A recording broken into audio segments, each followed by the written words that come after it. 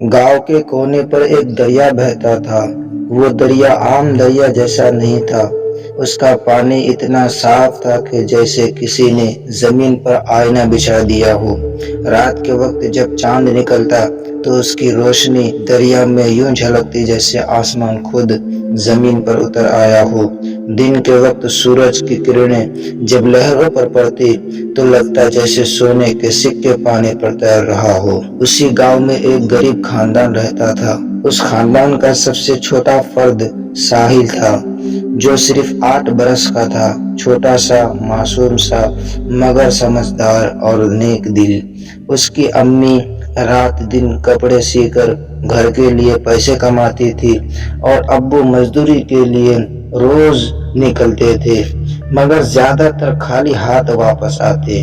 अक्सर ऐसा होता कि घर में खाने के लिए आटा और दाल तक ना होती। साहिल भूखा सो जाता लेकिन कभी शिकायत नहीं करता। साहिल के पास न अच्छे कपड़े थे, न जूते, न खिलौने, मगर उसके पास एक चीज थी जो सबके पास नहीं होती है, उम्मीद। उसके दिल में हमेशा एक ख्वाब रहता कि एक दिन सब कुछ बदल जाएगा। वो चाहता था कि उसकी अम्मी आराम से रहे, उसके अब्बू को मेहनत ना करनी पड़े। एक शाम सूरज डूब रहा था, आसमान पर लाली फैल गई थी और परिंदे अपने घरों को, अपने घोंसलों को लौट रहे थे। साहिल दरिया के किनारे बैठा पानी में कंकर फेंक रहा था।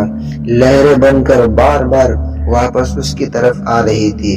वो लहरों को देखकर सोचने लगा, काश कोई करिश्मा हो जाए, काश अम्मी को दिन रात सिलाई न करनी पड़े, काश अब्बू को काम के लिए दर बदर न जाना पड़े, काश हमारे घर में कभी भूख ना हो। ये सोचते ही अचानक दरिया का मंजर बदल गया। पानी में एक अजीब सी रोशनी पैदा हुई। ऐसा लग रहा था जैसे किसी ने दरिया की तह में चिराग जला दिया हो।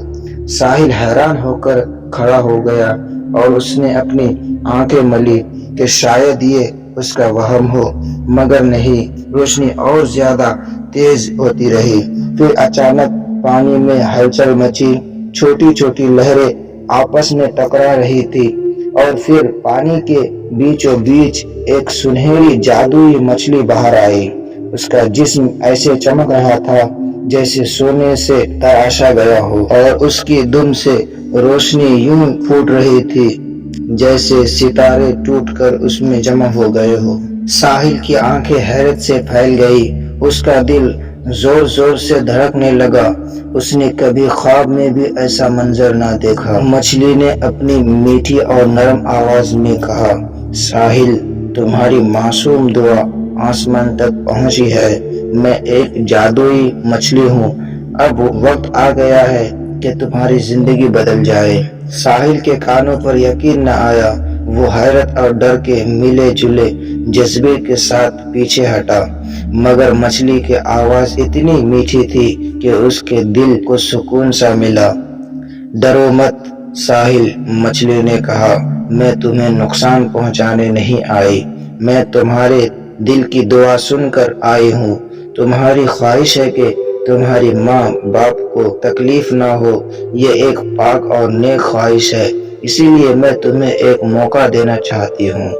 साहिल ने कहा हिम्मत जुटाकर, वाकई आप मेरी मदद करेंगी? क्या आप हमें अमीर बना सकती है? मछली की आंखों में चमक आई और उसने कहा, हाँ, मैं तुम्हें एक ऐसा खजाना दे सकती हूँ जो तुम्हें तुम्हारे माँ बाप को कभी भूखा नहीं रखेगा।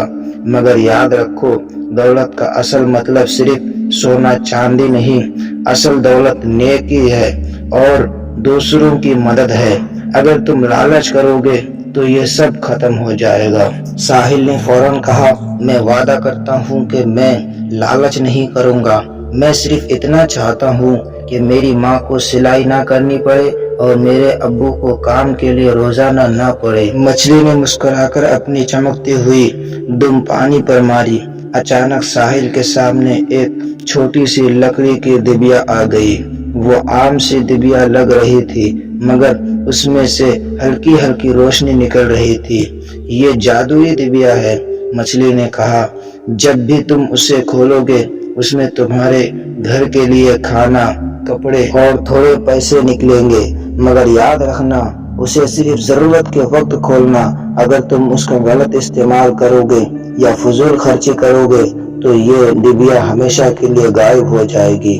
ساحل نے ڈبیا کو اپنے دونوں ہاتھوں میں لیا، اس کی آنکھوں میں خوشی کے آنسو آ گئے۔ اس نے کہا، شکریہ جادوئی مچھلی، میں وعدہ کرتا ہوں کہ اس تحفے کی قدر کروں گا۔ مچھلی نے کہا، میرا کام اب ختم ہوا، لیکن یاد رکھو یہ دولت صرف تب تک تمہارے پاس رہے گی جب تک تم سچائی اور بھلائی پر قائم رہو گے۔ یہ کہہ کر وہ مچھلی دوبارہ دریا کے پانی میں غائب ہو گئی۔ ساحل کچھ دیر وہی ٹھہرا، سوچتا رہا، پھر ڈبیا کو لے کر دوڑتا ہوا اپنے گھر پہنچا۔ اس کی ماں نے حیران ہو کر پوچھا، بیٹا یہ تمہارے ہاتھ میں کیا ہے؟ ساحل نے کہا، امی یہ اللہ کی رحمت ہے، اس میں دیکھیے کیا ہے۔ جب اس نے ڈبیا کھولی تو اس میں چاول، دال اور کچھ سکے نکل آئے۔ ماں کی آنکھوں میں آنسو بھر آئے۔ اس نے ساحل کو گلے لگایا اور کہا، بیٹا یہ تو اچھا ہے، اب ہمیں بھوک نہیں رہی۔ اس دن کے بعد ساحل کے گھر میں کھانے کی کمی نہ رہی۔